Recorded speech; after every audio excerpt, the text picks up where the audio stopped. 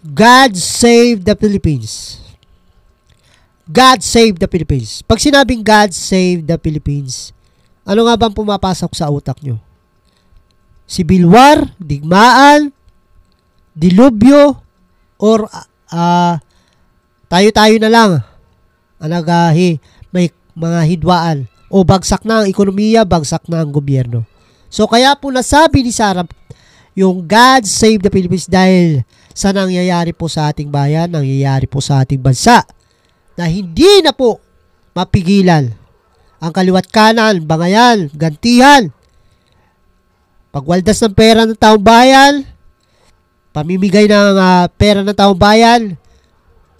Dahil po sa gobyernong ito, ginagawa pong tamad ang mga tao dahil sa pamimigay ng ayuda. Ayuda doon, ayuda dito, ayuda pa rin ngayon. AX, AKAP, kung ano-anong mga ayuda. Dahil po dyan, hindi na po naghahanap buhay. Sa halip, umaasa na lang sa gobyerno ang mga tao.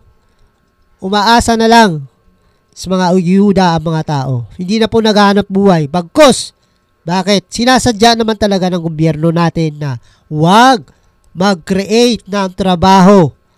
Dapat mamigay na lang ng pera para ang boto ng taong bayan is nandoon sa kung sino ang nagbigay ng ayuda.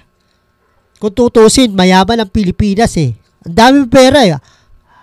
Halos nung nabuking ni Pangulo Duterte yung bicameral na puro blanco, trilyon po ang usaping pera doon.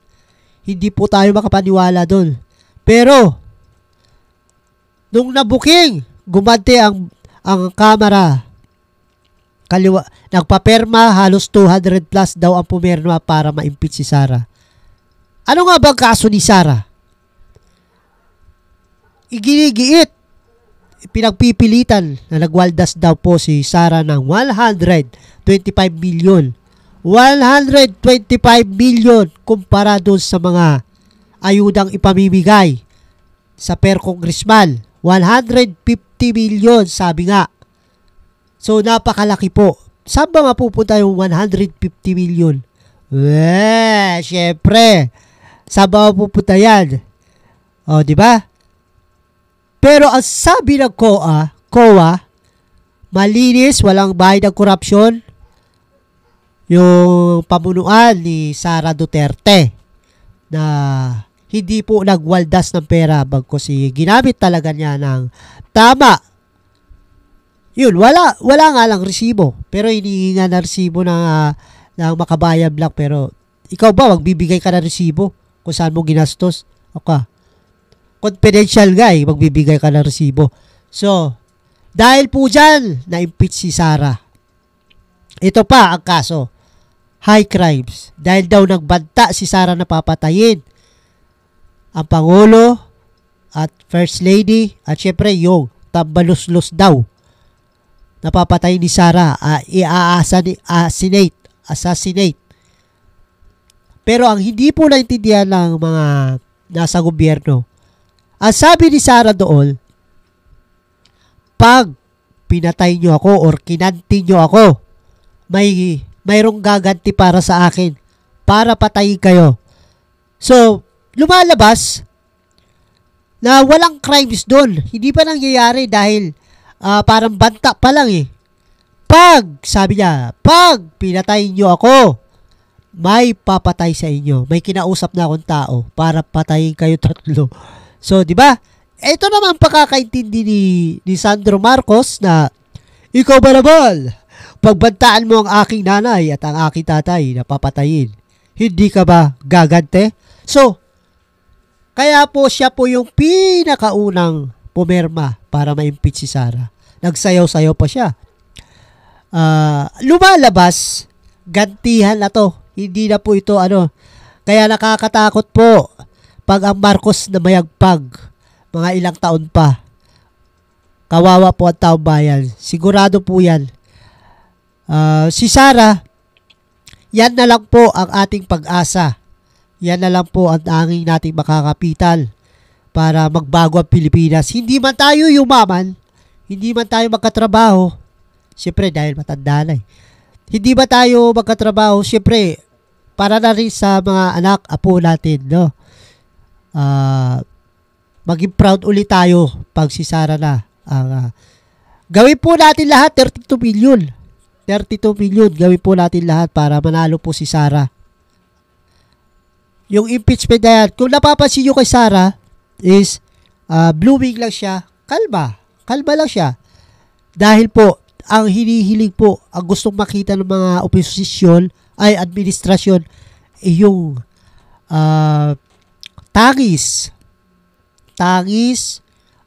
pagdadalamhati, or takot sa aura ni Sarah. Pero ang ginagawa ni Sarah, chill lang, chill. Kaya naiinis po ang administrasyon na wala man lang negatibong reaction na nangyayari kay Sarah Bagcos. Tumatawa, chill lang, parang wala, kaya ko to. Yan po ang tunay na fighter. Hindi po nagtatago sa mga posisyon. Ang fighter po, kahit mag-isa lang, lalaban po talaga yan. So, ang gusto nila makita kay Sarah, yung takot na takot. Which is, hindi naman yung mangyayari kay Sarah dahil maisog nga eh. Mga maisog. 32 million, alam kong maiisog kayo. Maiisog tayo. Kaya, gawin po natin ang lahat para wag lang ma-impeach si Sarah. Wag lang mag-guilty dahil pag nagkataong kawawa po tayo. Nagbitaw na nga po ng katagang God save the Philippines si Sarah. Kaya pag-isipan nyo po yung mga words na yun na God save the Philippines. Ano nga ba ang ibig sabihin doon? Nakakatakot, di po ba? Dapat silang matakot. Pero nasa kalagitnaan na po tayo ng ating tawag nito? Nasa kalagitnaan na po tayo ng ating tinatawag na telenovela. Dahil sa gantihan na ito, nasa kalagitnaan na tayo ng kapana-panabik na tagpo. So, 32 million. Pag ito po nanalo si Sarah, asahan nyo po. Ako, alam nyo ako, marunong talaga ako yung parang ESP. Alam ko yung maaring mangyari, possible na mangyari pag nagkataon na nanalo si Sarah. Ano nga bang possible na mangyayari pag nagkataon si Sarah na ang Pangulo natin? Hahabulin niya po yung mga nangurakot. Sigurado po yan. Hahabulin niya po yung mga pumirma. Hahabulin niya po yung mga nagwaldas ng pera. Hahabulin niya po yung mga nang api sa kanya. Total, gantihan lang din naman. Hahabulin niya ang Pangulo hanggang sa pinakas maliit na posisyon na nangurakot, ng api. Pero sa isip lang natin yan dahil si Sarah hindi naman nag-iisip ng ganyan. Pero possible po mangyari yun. Kakasuhan niya po yung lahat ng nagyurak sa kanyang pagkatao, nagpabagsak sa kanyang pagkatao. Sana po 32 million. Magsama-sama po tayo na wag pong mag-guilty si BP Sara dahil assuming naman na mas malinis po talaga siya kaysa kay Bongbong Marcos. Tingnan mo naman kung magkano mga ginagasta nila araw-araw. Doon pa lang sa flood control, 1.5 billion every day. So, nasa 2,000 flood control na daw ang nagagawa. Mantakin mo yan, 1.5 every day. Saan po napunta yung 2,000 na flood control? Sabihin natin bawat distrito is 1.5 billion. Saan po napunta? Yun po ang questionin. Balang araw pag ipanalo po natin ang ating Pangulo na si BP Sara. Sana po intindihin nyo po yung mga sinabi ni BP Sara. God save the Philippines. Yun lamang po at magandang gabi. This is Marsolo once again. At kung hindi ka pa nakapag-subscribe, please subscribe naman sa channel ko para updated po tayo. Gagawa po tayo ng maraming reaction tungkol sa politika.